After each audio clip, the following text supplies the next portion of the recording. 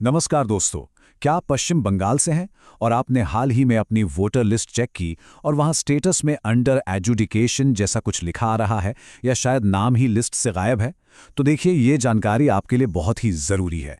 Voter list से नाम cut जाना वाकई एक परेशानी की बात है, पर घबराने की ज़रूरत नहीं है। तो आखिर इसका मतलब क्या है और सबसे जरूरी, इससे अपना वोट देने का हक कैसे बचा सकते हैं? चलिए, मैं आपको इसे ठीक करने का पूरा तरीका स्टेप बाय स्टेप समझाता हूं। ठीक है, तो सबसे पहली बात, आखिर ये अंडर एजुडिकेशन है क्या चीज? पहले इस सरकारी शब्द को ही आसान भाषा में समझ लेते हैं। देखिए, होता क्या है कि पश्चिम बंगाल में अभी एक स्पेशल इंटेंसिव रिवीजन चल रहा है जिसे एसआईआर कहते हैं। अब इस दौरान अगर बूथ लेवल ऑफिसर यानी बीएलओ को किसी वोटर के डॉक्यूमेंट्स पर कोई शक होता है या मान लीजिए वेरिफिकेशन पूरा नहीं हो पाता, तो उस केस को एजुडिकेशन में डाल दिया जाता है। इसका सीधा सा मतलब है कि अब कोई बड़ा अफसर जैसे एसडीओ या एडीएम आपके केस को देखेगा और फैसला करेगा। और हाँ, यहाँ एक बहुत जरूरी बात है जिसे नजरअंदाज नहीं कर सकते। अगर आपने सही टाइम पर अपील नहीं की ना, तो आपका नाम वोटर लिस्ट से परमानेंटली, मतलब हमेशा के लिए हटाया जा सकता है। इसीलिए फौरन एक्शन लेना बहुत बहुत जरूरी है। तो अब जब हम ये समझ गए हैं कि प्रॉब्लम कितनी सीरियस है, तो चलिए सीधे इसके सोल्यूशन पर आते हैं। मैं आपको एक एक करके सारे स्टेप्स बताऊंगा कि अब करना क्या है। सबसे पहला काम, अपने सारे डॉक्यूमेंट्स तैयार करके रख लीजिए। अपील करने से पहले अपना आधार कार्ड और राशन कार्ड बिल्कुल रेडी रखिए। अगर जरूरत पड़े तो जमीन के पुराने कागजात, खास तौर पे 1971 से पहले के, वो भी तैयार रखिए। और हाँ, इन सब की एक स्कैन कॉपी जरूर बना लीजिएगा। अब आते हैं अपील के प्रोसेस पर।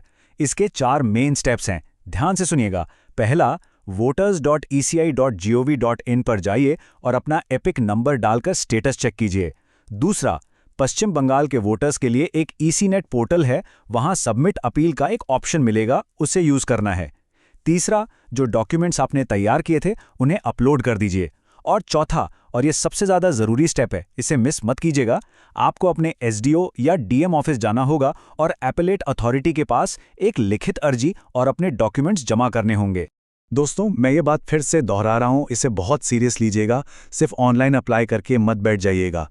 ऑफलाइन जाकर अर्जी देना कहीं ज़्यादा भरोसेमंद है। इसे ज़रूर से ज़रूर करना है। ये सबसे ज़रूरी सलाह है इस पूरे प्रोसेस में। चलिए, अब एक और बहुत ही जरूरी बात करते हैं, और वो है डेडलाइन। इस काम में जरा सी भी देरी नहीं कर सकते। ये नंबर याद रखिए, 15।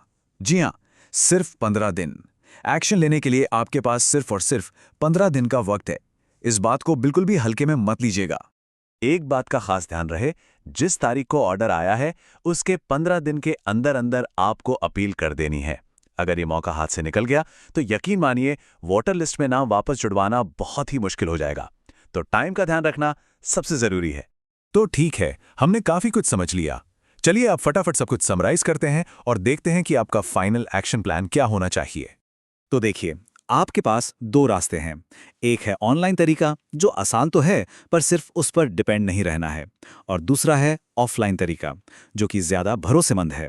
हमारी सलाह तो यही है कि आप सीधे एसडीओ या डीएम ऑफिस जाइए और एक हाथ से लिखी हुई अर्जी जमा कीजिए। इससे आपका केस बहुत मजबूत हो जाएगा। तो ये था पूरा प्रोसेस कि इस अंडर एजुडिकेशन वाले स्टेटस से कैसे निपटना है। मुझे उम्मीद है कि अब सारी बातें एकदम साफ हो गई होंगी। अब जाते जाते एक आखिरी बात, जरा सोचिए कि आपके जानने में कोई ऐसा है जो इस परेशानी से गुजर रहा हो, तो ये जानकारी उन तक जरूर पहुंचाइए। पश्चिम बंगाल में अपने दोस्तों, अपने परिवार वालों के साथ इसे शेयर कीजिए, ताकि किसी का भी वोट देने का अधिकार वो ना छिने।